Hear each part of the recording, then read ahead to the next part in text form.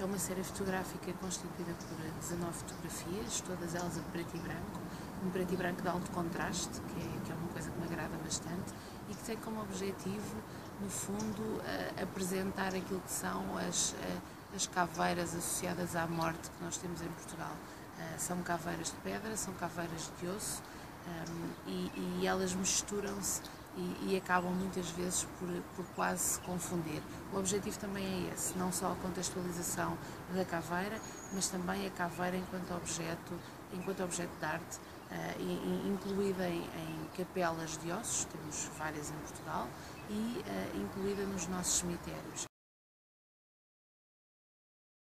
Penso que podemos ler o aparecimento das caveiras de pedra nos cemitérios como uma transposição das caveiras que ornamentavam as capelas de ossos por todo o mundo, do osso para a pedra.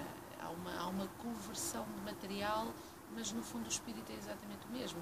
A caveira é um dos símbolos da morte que é mais utilizado, e neste caso seja dentro ou fora do cemitério, e essa utilização tem exatamente o mesmo objetivo que tinha a utilização da caveira nas capelas de ossos.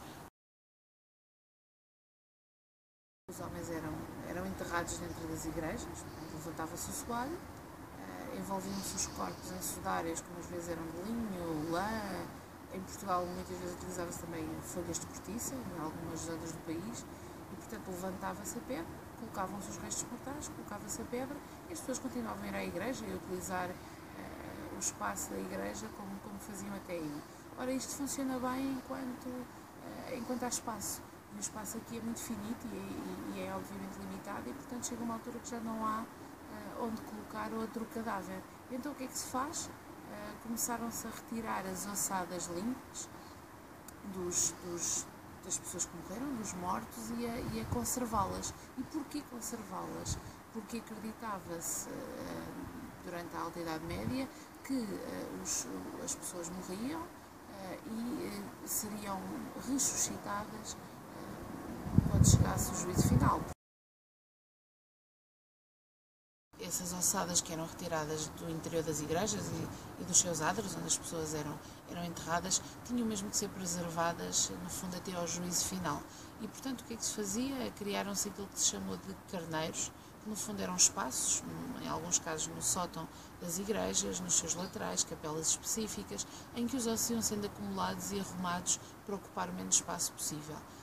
Os monges começaram a trabalhar esse material, no fundo essa matéria-prima, numa tentativa de encontrar harmonias e formas artísticas, e isso, com a chegada do Barroco, acabou por evoluir para que as capelas fossem cobertas de formas verdadeiramente impressionantes.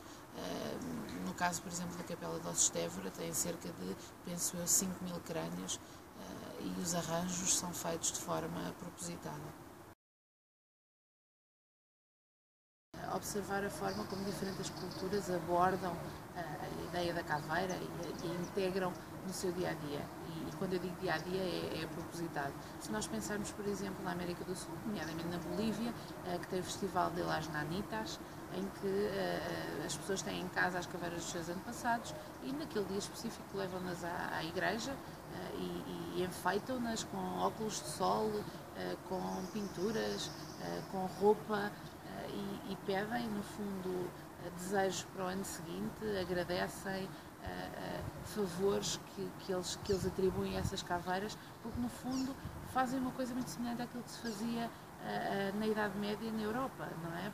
Eles consideram que aquelas caveiras são relíquias, assim como na Europa na Idade Média se observavam as relíquias dos santos, e pedem-lhes favores e honram-nas no ano seguinte, e neste caso independentemente das coisas terem corrido bem ou não, ao passo que na Idade Média se o santo não tinha cumprido com o pedido, era castigado, e as relíquias, as ossadas do santo eram maltratadas. Também o caso do México é muito famoso com o Dia de los Muertos, em que faz o festival no Dia de Finados e celebra o Dia de Finados de uma forma muito distinta daquilo que é celebrado hoje em dia na Europa. E realmente eu acho que é muito interessante ver como as outras culturas observam a mesma peça.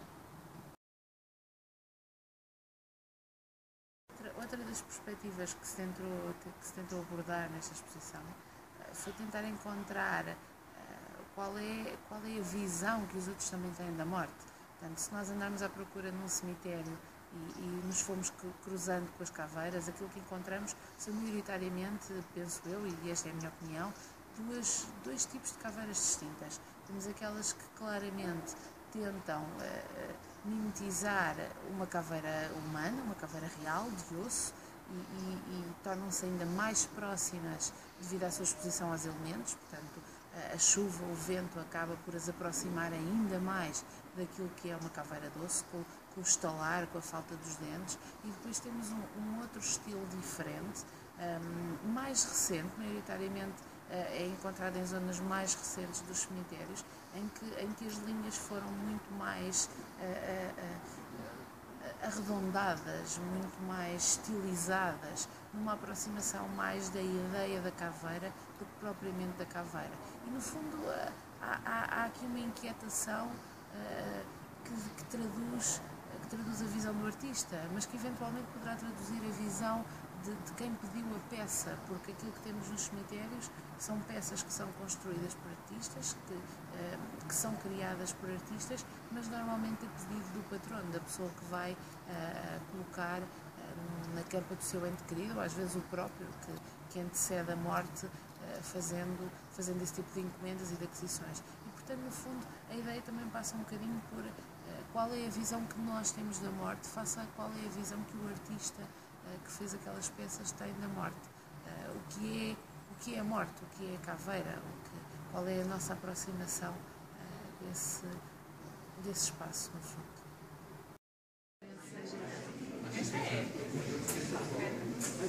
Parabéns.